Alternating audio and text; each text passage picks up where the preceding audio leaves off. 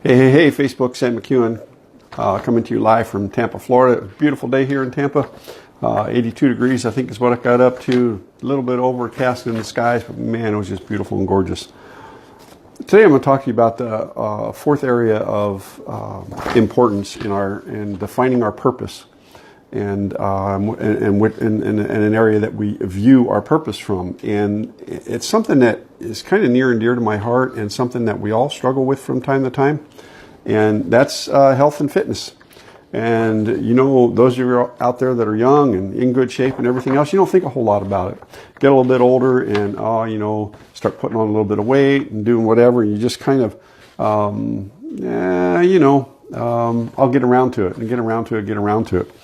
Well, we have a responsibility to be good stewards of our body, the body that God has given us. We're responsible for the way we treat ourselves and the things that we do and what we put into our bodies. If we ignore our health and fitness, we're doomed to a life of sickness, no energy, shorter lifespan. It's all out there. The research is all out there. Look it up. There's three areas in our health and fitness we really need to pay attention to. Number one, we need to get enough sleep. Number two, we need to eat properly. Number three, we need to exercise regularly. And when we begin to view our purpose through the lens of health and fitness, we begin to see that if we keep ourselves physically fit, mentally alert, and stable in all those areas, then the things that we desire and the goals that we have and the dreams that we have, they are easier to put into focus and then come to fruition. In all honesty, the most common excuse for lack of concern over our health and fitness and to get in shape and to do the things that we should do to be good stewards of the body that God has given us is, I don't have time. Don't have time to cook healthy meals, don't have time to exercise regularly, don't have time to get enough sleep. That's really a crazy one. But when you talk to people about why they don't get enough sleep or why they don't eat healthy, and 9 times out of 10, the answer is, I don't have time. Exercise is the big one. Mostly it's because we're lazy butts, okay? But we always make the excuse we don't have time. It's truly a bogus excuse. Eating healthy is no harder or time consuming than eating junk, okay? If you're going to cook a meal, why not cook it healthy? We must make the time to get a regular routine for exercise. It doesn't matter if it's 15 minutes every morning that you walk or jog, ride a bike, whatever. Add 15 minutes of exercise into your daily routine every day, and you will find you'll get into much better shape. And once you begin the routine, 21 days takes to establish a routine. So, I would encourage you to get some sort of physical activity every day. Figure it out. Get up 15 minutes earlier. I get up, I do my personal time, my Bible study, I do all the things that I need to do in the morning, and then I get my exercise routine in, and I get moving. If you need to, go out and get a personal trainer. My wife and I have been talking about this. She is actually, right now, she is at Pure Barre. She's been doing that. I don't know, she's at like 105 or 110 sessions she's had there. She's in much better shape. She feels better. She sleeps better. I do struggle getting all the physical exercise that I need. I get out and walk. I ride my bike. I do those things, but I don't have a real routine in it. So we've talked about getting a personal trainer, maybe 2-3 days a week, and to get into a better routine like that. And that's probably the direction we're going to go. But you need to get a routine and stick to it. A regular routine for exercise. I have a mentor I've worked with who, for the last, 6 or 8 years, because of some of his health conditions, started on a daily exercise routine. He jogs, he swims, and I think he lifts a little bit. I don't know for sure exactly. But he does it every day, 7 days a week. It's about 30 minutes a day. Does it every day without fail. Doesn't matter where he's at, where he's going. If something happens and there's a freak deal that he doesn't get in one day, he never misses a second day. And this is my goal going forward in my exercise routine, is to not miss a day. So I would encourage you to get that routine. Our sleep patterns. We have a tendency to mess with our sleep patterns, especially when we're younger. and we don't get really good sleep habits. But as you begin to eat healthier and exercise regularly, you'll find the sleep patterns will improve. Okay, it's just natural.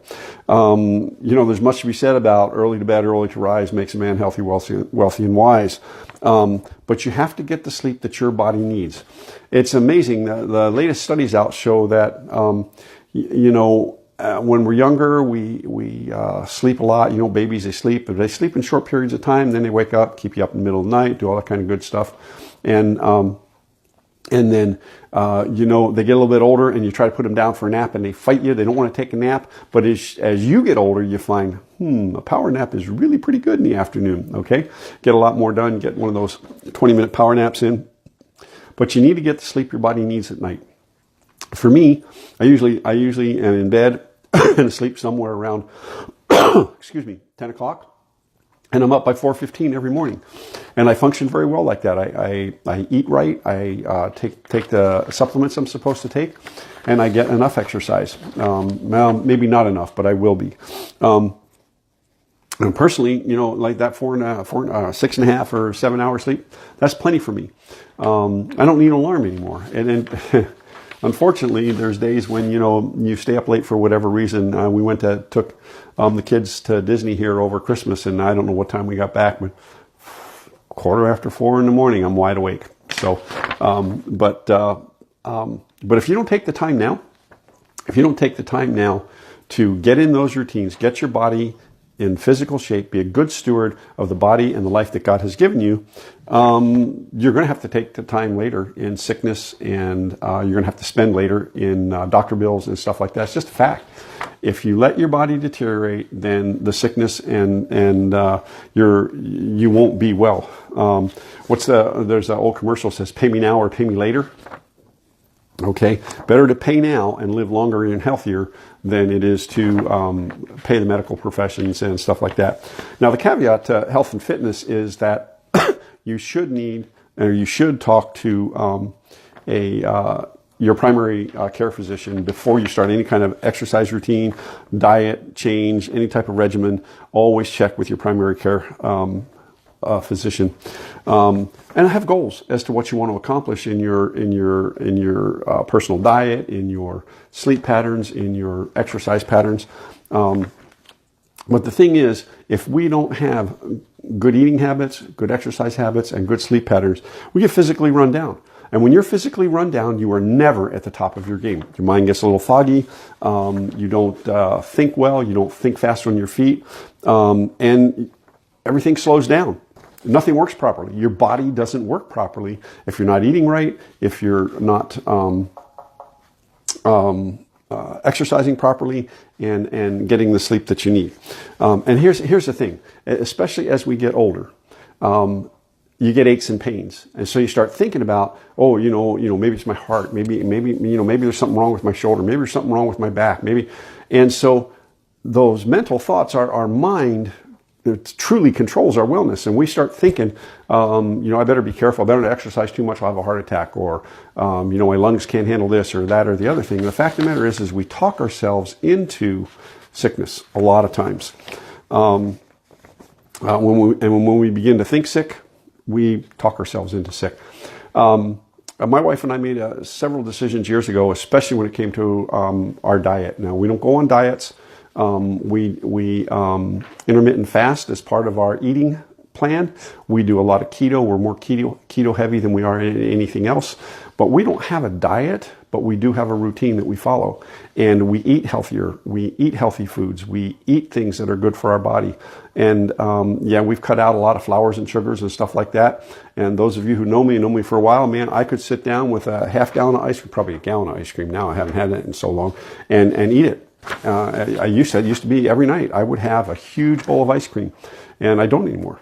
And do I miss it? No, not really, because I know what it was doing to me.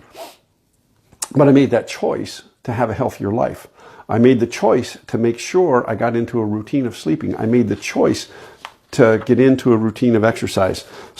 And we need to view our purpose through the eyes of our health and fitness. Now, this has been the number 4 item that we need to view our purpose through and our vision and goals through. First with spiritual, then family, then what was the third one? See, the memories, the mind's already going. Our personal growth and development. I'm sorry, how could I forget that? And now through our health and fitness, and coming up on number 5, I'll come back with that here before too long, probably tomorrow. But here's the thing: as you look through these topics and begin to think about yourself and where you are at with these, you need to make statements surrounding these 5 areas. So, when it comes to spiritual health and the way your spiritual purpose and the way you react, you need to look at yourself through the eyes of not I will do this, but I am this. Because purpose statements are current statements. This is who you are. And not I will get into shape. I am in shape. I am exercising. I am sleeping. So, and we'll get into that probably in the 6th series on this, and I'll go through how to create or craft a good vision, purpose statement. And then we'll get into some vision training and some goals training. There was a saying, you are what you eat. Yeah, to a certain extent. Rita and I do have quite a few things that we've made changes in as far as our eating habits are concerned. But if you want the PDF version of this training on purpose, private message me the word purpose, and when it's all done and complete, I will put you on the mailing list and get it out to you. So I want to thank you for listening. This has been Sam McEwen coming to you live from Tampa, Florida. Live intentionally and be blessed.